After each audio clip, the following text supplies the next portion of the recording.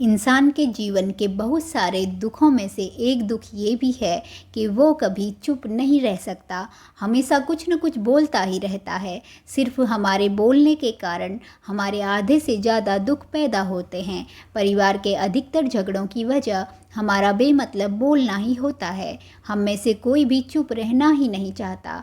हम बस सामने वाले को अपने मन की सारी बातें सुना देना चाहते हैं, फिर चाहे सामने वाला उसे सुनना चाहे या नहीं। और इसी तरह से हम बेमतलब की बातें बोलते रहते हैं और अपने अंदर दूसरों के बेमतलब की बातें भरते रहते हैं और ज़िंदगी भर यही चलता रहता है। लेकिन इस नासमझी में हम अपना समय, अपना जीवन, अपनी समझ और सबसे महत्वपूर्ण वो कीमती पल जो जिए जा सकते हैं, जिनको अनुभव किया जा सकता है, जिनमें आनंद की प्राप्ति हो सकती है, ये सब हम खो देते हैं। लेकिन इसके बदले हमें मिलता क्या है? कुछ नहीं, सब व्यर्थ और बर्बाद हो जाता है।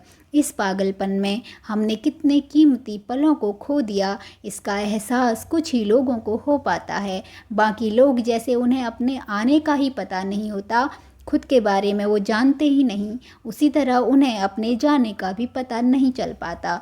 वो खुद की कभी खोज नहीं कर पाते। जब तक हम बाहर की तरफ बोलते रहेंगे, भीतर अशांति ही बनी रहेगी। लेकिन जिस दिन हम भीतर की तरफ मुड़ जाएंगे, तब हमारे मुंह से कुछ भी निकलेगा तो भी हम शांत ही रहेंगे।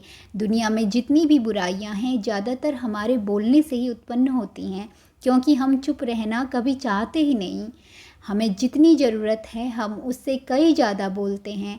हम सामने वाले की सुनना नहीं चाहते, बल्कि उसकी बोलती बंद कर देना चाहते हैं। उसे समझा देना चाहते हैं कि मैं कौन हूँ, मैं क्या कर सकता हूँ। और यही हमारी ज़िंदगी का मकसद बनकर रह जाता है।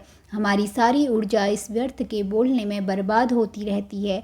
इसी तरह से समाज में लोगों का जीवन दुखों से भर जाता है, जो हमेशा एक दूसरे को सुनाने में लगे रहते हैं, कभी एक दूसरे को सुनना चाहते ही नहीं, समझना ही नहीं चाहते। और चुप रहना तो उन्होंने कभी सीखा ही नहीं, क्योंकि चुप रहना उन्हें छोटा महसूस कराता है। दुनिया की लगभग सभी लड़ाइयों का कारण हमारा ज़्यादा बोलना ही होता है। इसीलिए हमें सिर्फ उतना ही बोलना चाहिए जितना ज़रूरी हो, क्योंकि व्यर्थ का बोलना ऊर्जा को नष्ट करता है और ये बोलना ही हमें भीतर की ओर लौटने ही नहीं देता, क्योंकि ये हमें बाहर की ओर खींच कर रखता है। और बाहर है ही क्या इस संसार के अलावा। लेकिन अगर हमें अपने भीतर के संसार की तरफ मुड़ना है, अपने भीतर की यात्रा करनी है, तो हमें मौन रहना अति आवश्यक है। जिस दिन हम भीतर की ओर मुड़ जाते हैं, तो हम खुद को जान पाते हैं, खुद के अस्तित्व को जान पाते हैं। हम क्या हैं, कौन हैं, कहाँ से आए हैं, कहाँ जाना है, हमारा असली उद्देश्य क्या है, इस संसार में आने का हमारा कारण क्या है। हम आत्ममंथन, आत्मचिंतन कर पाते हैं। हम अपनी अच्छाई, अपनी बुराइयों को जान पाते हैं। प्रकृति की अच्छाइयों को, प्रकृति की सुंदरता को, लोगों की अच्छाइयों को हम देख पाते हैं। इसके अतिरिक्त हम संसार की असलियत भी जान पाते हैं। हमने आज तक सिर्फ बाहर से जाना है कि हम सबका अंत सिर्फ शमशान है। लेकिन जिस दिन हम भीतर से चिंतन मनन करके सच में ही जान लेते हैं कि हम सबका अंत सिर्फ शमशान है, तो उस दिन हमें अपने सारे दुख व्यर्थ लगने लगते हैं। लेकिन दोस्तों, मौन इतना आसान नहीं है। इसके लिए अभ्यास जरूरी है और अभ्यास के लिए ध्यान जरूरी है।